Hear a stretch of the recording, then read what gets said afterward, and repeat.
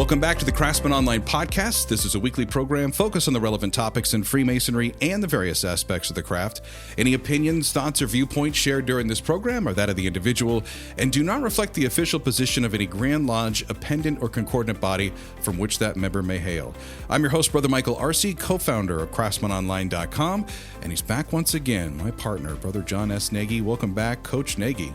Brother Michael, once again, thank you so much for having me. It's an honor and privilege. It's always a learning experience for me every time you come on because Brother Nagy is so kind to give us his walking wealth of Masonic information. And tonight we're going to be talking about the vices and superfluities. In the first degree of Freemasonry, entered apprentices were taught to divest our minds and consciousness of the vices and superfluities of life. And while those instructions may seem pretty simple, the words and work hold a much deeper meaning. And for me, I'm clear on the vices part, not so clear on the superfluities. Brother John, can you help us out? Well, I love the fact that you just gave me a straight man statement. So I'm going to lead in with a question. You're really clear on the vices. What are those vices that you're clear on? So my definition of vices, I think of like Miami Vice, like the Vice cops, the actual things that could come into your life that would be a wedge. So I'm guessing the heavy hitters. So alcohol, drugs, gambling, impure, immoral thoughts or actions. Like to me, those are vices. If there was a vice squad, that's what they would be investigating. Wonderful. Thank you. That is a response that I get back from a lot of brothers. As you know, I travel across the country and I go to various Grand Lodge events and what have you. And some of the times when I'm passing my time as a vendor and the outside of the Grand Lodge activities, I have brothers come by and we strike up conversations and I'll ask them, what are your definitions for vices and superfluities? I get some unbelievably awesome conversations with some brothers. Other times I get a blank stare and no response at all. Like, well, we're just supposed to divest ourselves of them. And so I said, great. And what is it we're supposed to be divesting ourselves of? Well, vices and superfluities. Yes, but what are they? And we get into a circular entanglement of going absolutely nowhere. I did my investigation early on because that was one of the first questions I asked my catechism instructor. I'm supposed to be divesting myself of these, what are they to you? The response I got back was, well, look it up and come back and get back with me and we'll compare notes. And it was one of the best things that I could have ever had as an instructor come my way. I was encouraged to look it up and come to my own decision and then basically justify my conclusions. And, it's one thing to go away and come to your own conclusions, but it's another thing to come back and say, here are my conclusions and here are why I have concluded what I have concluded. Just a fantastic training ground. And it laid the foundation for future studies because no matter what it is that I came up with on my own, I also trained myself to justify why I came up with what it is that I came up with. So, when I'm working with apprentices and fellow crafts and even master masons, when I'm asked questions, I usually put a quick statement out and say, now what I want you to do is I want you to explore this, and this, and I want you to come back and tell me what you found. Every single time a brother takes that challenge on, they come back and they say, thank you so much for not giving me the answer. Thank you so much for showing me how to find the answer without providing the answer. And unfortunately, we're going to break that rule here during the interview because, well, people are coming to listen in and hear some conclusions, but I'll temper everything that I say with, don't take my word for it. These are my conclusions and I can back them up, but you come up with your own exploration and you come up with your own conclusions and make sure that you can back them up when you do. So in answer to your first question, vices and superfluities are things that weigh us down, burden us. It is analogous to having put a 500-pound weight set in your back seat and hoping that you get great gas mileage. They are things that burden us, and not only burden us, but in one realm, they actually harm us, and they cause great harms through their burdening. And when I say harm us, I say I may very well have a vice and superfluity, and I may be acting them out. And I might not get harmed myself, but I may harm my family. I may harm my coworkers, my employees, my community. It doesn't make a difference where the harm occurs. Fact of the matter is, harm does occur. So when we're looking at vices and superfluities, you might ask yourself, which one is harmful and which one's not? So let's go down that road. If I'm looking at a superfluity, if you look at the word superfluous, we're talking about it's something that's excessive. It's something that's unnecessary. That's that 500-pound weight set in the backseat of your car. Without that 500-pound weight set, you might have 40 miles per gallon. But with that extra 500 pounds, we're talking about maybe 3 or 4 bodies worth of weight that you're traveling along in your vehicle with, that tremendously weighs down your vehicle, and your acceleration is going to be slower because you've got more weight to pull and push and carry with you. And your deceleration is going to be magnitudes longer if you go to stop your vehicle. Now, I use this analogy for vices and superfluities because the whole concept of vices is a subset of superfluities. And this surprises a lot of people. A superfluity is something that is unnecessary or excessive. It literally burdens you. Whereas a vice goes one step further. A vice is an unnecessary excess in your life that actually causes harm, whether it be to yourself or people who happen to be around you, your community, your coworkers, your employer, your employees, your spouse, your kids. When you have excesses in your life, these are things that are unnecessary, and yet you have them. And as a result of having them, you are carrying around stuff that you don't need to carry around. And this is important because as you are working through the entered apprentice degree work, not the degree itself, but the work that the degree points you toward, one of the things that it asks you to do is divest yourself, get rid of excess in your life. And there's only one way of doing that, and that is to practice virtues. And so when we're talking about using that common gavel to divest ourselves of excess, whether it be harmful or not, makes no difference.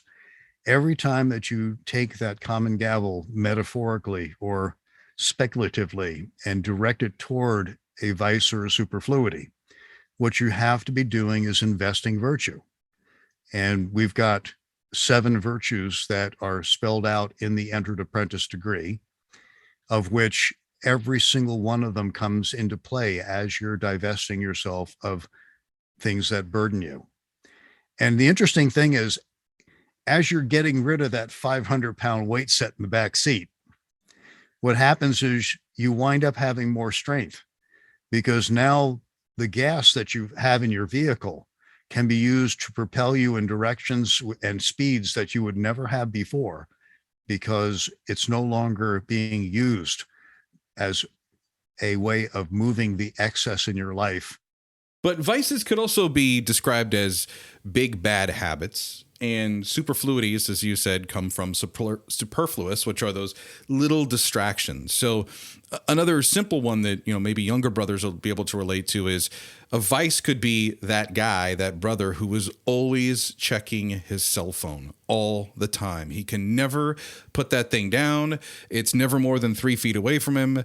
He's always, yes, he's always tuned into it. Where a superfluity is obsessing over having the latest cell phone technology and that you have to keep up with the Joneses, so to speak. And this is where your money and your efforts and your time goes.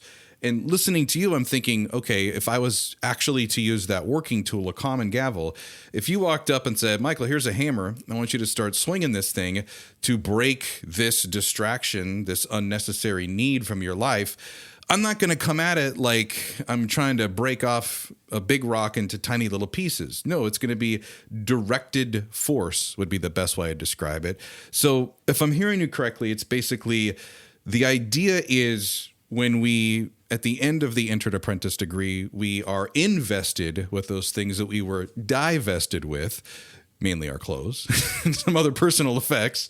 But the idea here is that by divesting our mind of these distractions, it allows our mind to now listen to our heart with the direction of where we need to be going in life. You're divesting both your heart and your mind of the superfluities and vices.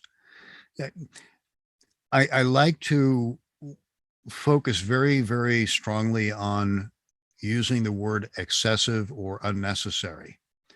And the reason why I like to focus on those two words is because if you take a look at even virtues, we have 7 virtues that are spelled out in the entered apprentice degree. Now, if I just take a look at temperance, well, if you practice temperance excessively and unnecessarily, what category does it go into? Becomes a vice or a superfluity, depending on whether it's harmful or not. If we have fortitude and justice and all the other virtues that we're supposed to be implementing and putting into our lives to strengthen ourselves, if we practice them excessively and unnecessarily, we're now in the territory of claiming that we're being virtuous, but all we're doing is practicing either a vice or superfluity. So we've replaced one set of vices and superfluities with another.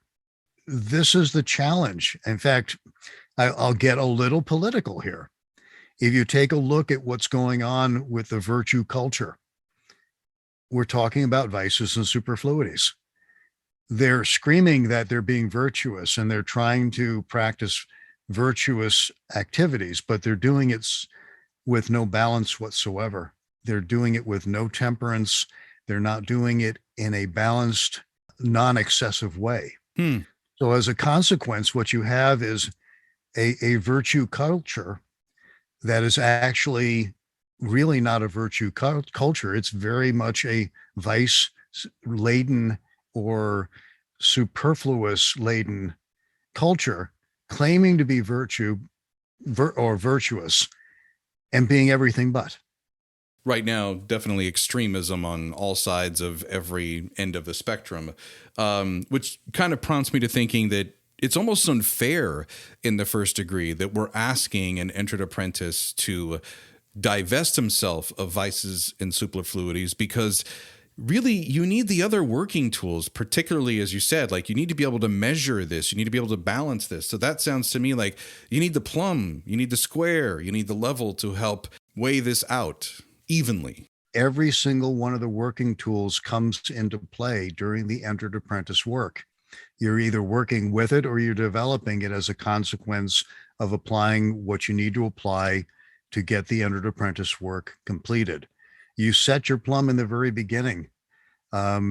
You are building your square of virtue by the work that you do using your common gavel, and you're circumscribing using the compasses, and I can go on and on and on, but every single one of the working tools comes into play at the entered apprentice level.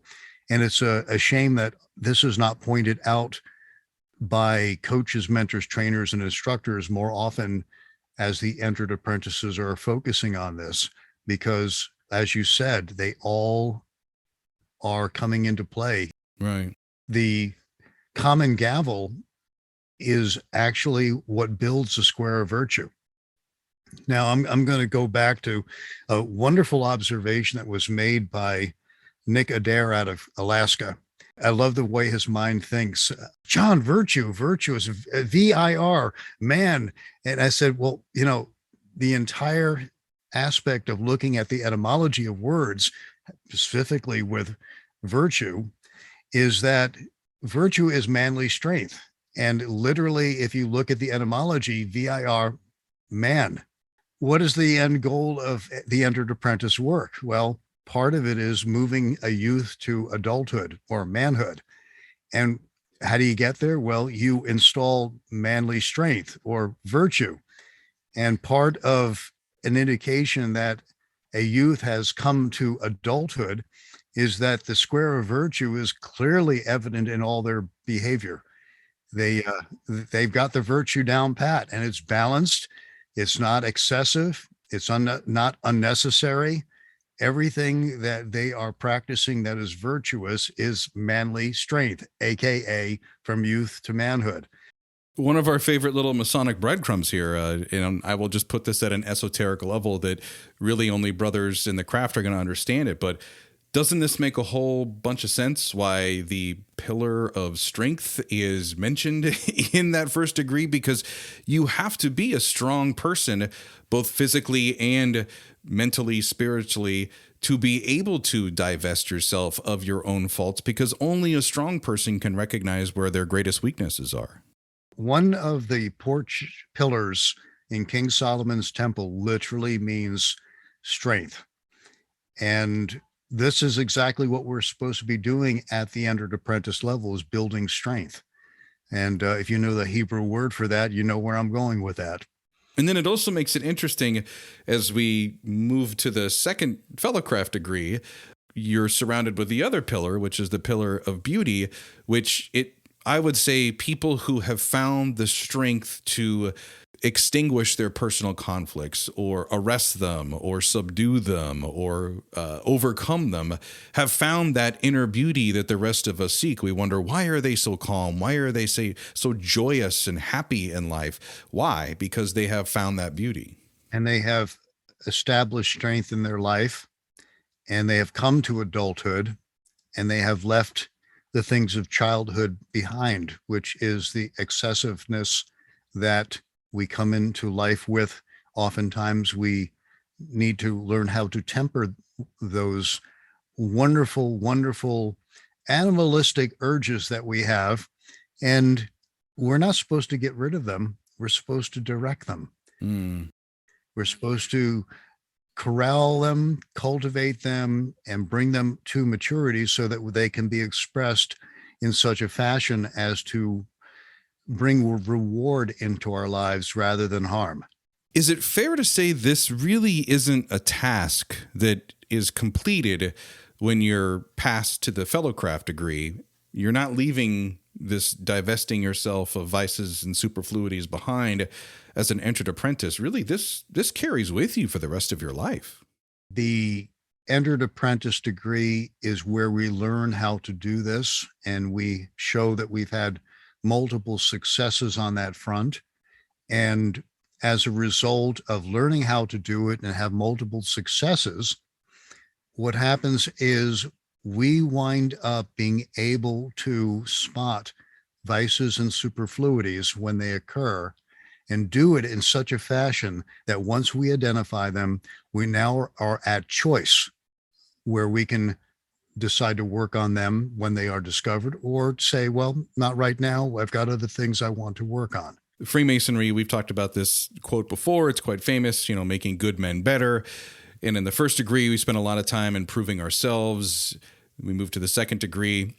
In the third degree, we're now looking to others and our place, with our relationships. How can we now take this principle of vices and superfluities into our everyday life when it comes to work, or just even in dealing with other brothers in the craft? We establish an understanding of what a vice and superfluity is. That's the very first stage.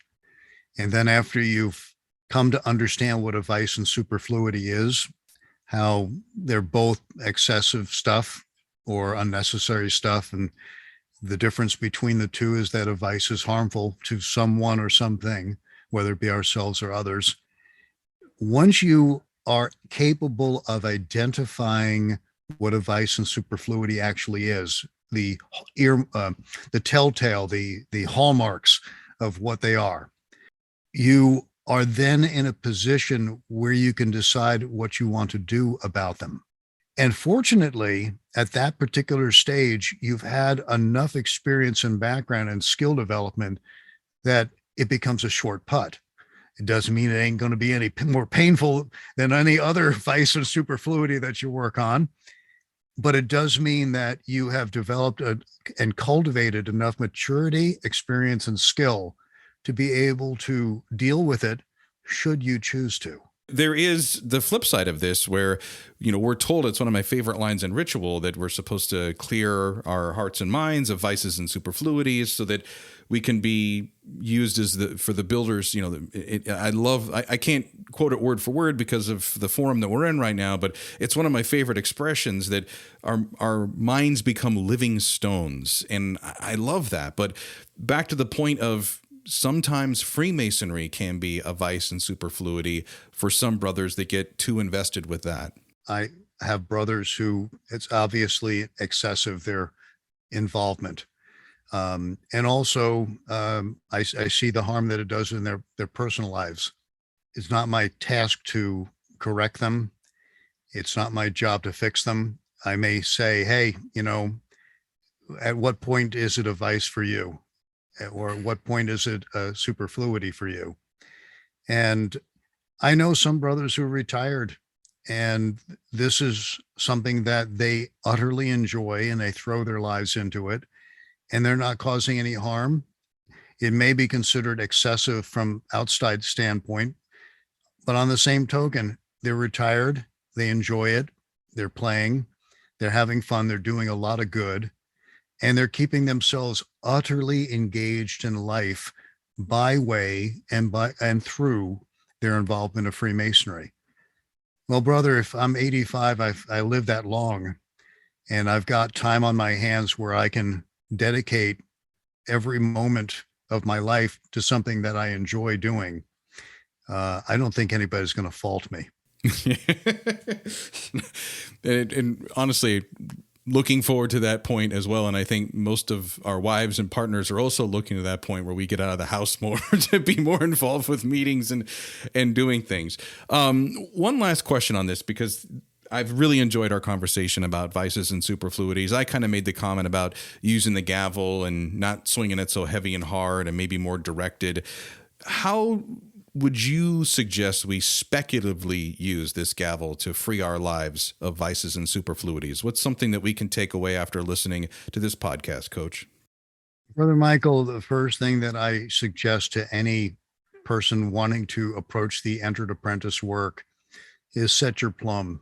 Make sure that you know what standard you're going to be going by.